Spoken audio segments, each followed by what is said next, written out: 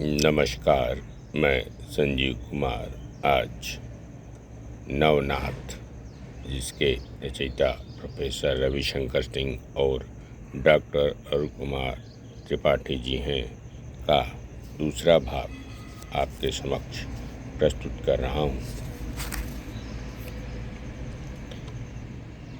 महायोगी गोरखनाथ। सांप्रदायिक परंपरा में दीक्षा प्राप्त करने के उपरांत का जीवन नया जन्म माना जाता है।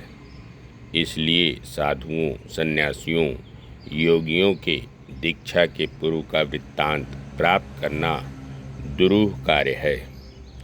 एक लोक कथा के अनुसार अयोध्या के निकट सरयू तट से थोड़ी दूरी पर जयश्री या जायस में मत्स्येंद्र नाथ की दृष्टि एक निसंतान ब्राह्मणी पर पड़ी। करुणावश उन्होंने उसे विभूति दी और आशीर्वाद कि तुम पुत्रवती होगी। लोकलाज के भय से ब्राह्मणी ने विभूति सूखे गोबर के ढेर में छोड़ दिया। ठीक 12 वर्ष के बाद मत्स्येंद्र नाथ जायस आए।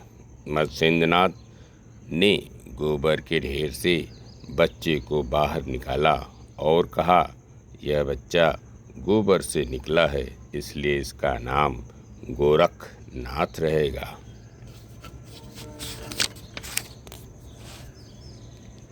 भर्तृहरि और मैनावती गुरु गोरखनाथ के शिष्य थे। भर्तृहरि संतोष को परम सुख और वैराग्य को इसका एकमात्र साधन मानते हैं। श्री गुरु गोरखनाथ का समय 6ठी से 7वीं सदी के लगभग माना जा सकता है। गोरखपुर में गोरखनाथ मंदिर में महायोगी गोरखनाथ की भव्य प्रतिमा प्रतिष्ठित है, जिसकी नित्य पूजा की जाती है। बंगला भाषा के गोरख विजय काव्य के रचनाकार फैजुल्लाह ने अपने ग्रंथ में लिखा, शिव के द्वारा शाप के कारण मत्स्येंद्र नाथ अपना महान ज्ञान भूल कदली देश अर्थात असम में महारानी के साथ भोग विलास में लिप्त थे। ऐसे में गोरखनाथ ने नर्तकी के वेश में महल में प्रवेश कर तबले पर जाग मछंदर गोरख आया की ध्वनि की और गुरु को चैतन्य किया। गोरखनाथ जी नेपाल के राष्ट्रगुरु के रूप में परम पूज्य हैं। नेपाल के सिक्कों पर आज भी श्री गुरु गोरखनाथ जी की चरण पादुकाओं का चिन्ह तथा श्री श्री गोरखनाथ अंकित रहता है। महायोगी गोरखनाथ ने सिद्धि सिद्धांत पद्धति में हठ योग की परिभाषा की है। हकारः कीर्तितः सूर्यष्ठकारश्चंद्र उच्चयेत। सूर्याचंद्रमसोर्योगाद हठ योगो निगद्यते। अर्थात ह का अर्थ सूर्य और ठ का अर्थ चंद्रमा बताया गया है। सूर्य और चंद्रमा के योग को ही हठ योग कहते हैं। डॉक्टर हजारी प्रसाद इस संदर्भ में कहते हैं, सूर्य से तात्पर्य प्राणवायु का है और चंद्र से अपान वायु का।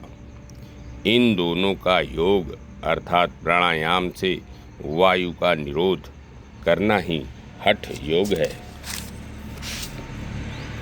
इस व्याख्यान को अत्यधिक सुगम करते हुए श्री गोरखनाथ मंदिर गोरखपुर के पीठाधीश्वर महंत योगी आदित्यनाथ ने अपने ग्रंथ हठ योग स्वरूप एवं साधना में लिखा है कि जब हम श्वास लेते हैं तब सामान्य रूप से दोनों स्वर एक साथ कार्य नहीं करते।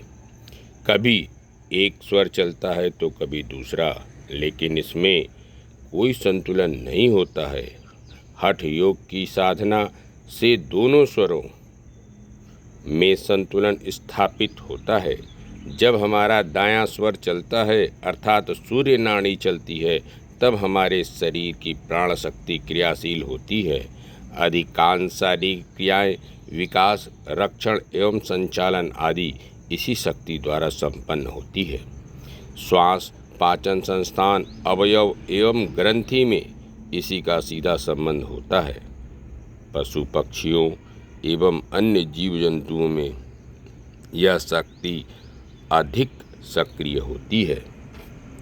इस शक्ति के अधिक सक्रिय होने से प्राण शक्ति एवं शारीरिक क्षमता तो बढ़ जाती है, परंतु मानसिक शक्ति उसी अनुपात में कम होने लगती है।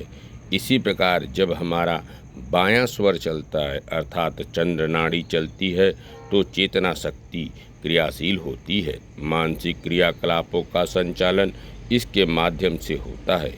मनुष्य में अन्य प्राणियों की तुलना में इसका विकास सर्वाधिक होता है।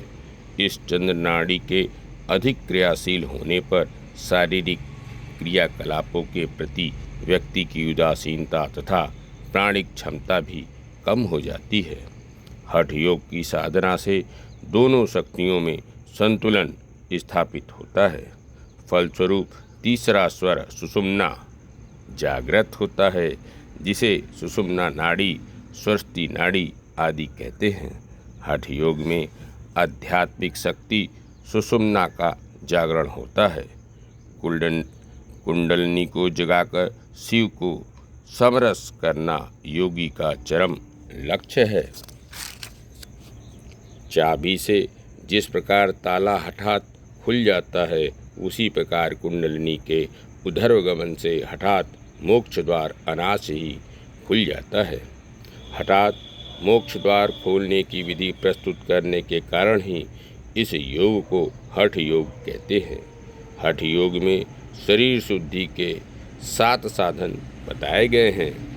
शोधन, दृढ़ता, स्थैर्य, धैर्य, लाघव अर्थात लिखिए प्रत्यक्ष और निर्लिप्तता। शरीर शोधन के लिए खटकर्म, दृढ़ता के लिए आसनों का अभ्यास, स्थैर्य के लिए प्रत्यक्ष दर्शनार्थ ध्यान और निर्लिप्तता आसक्तिहीनता के लिए समाधि आवश्यक है।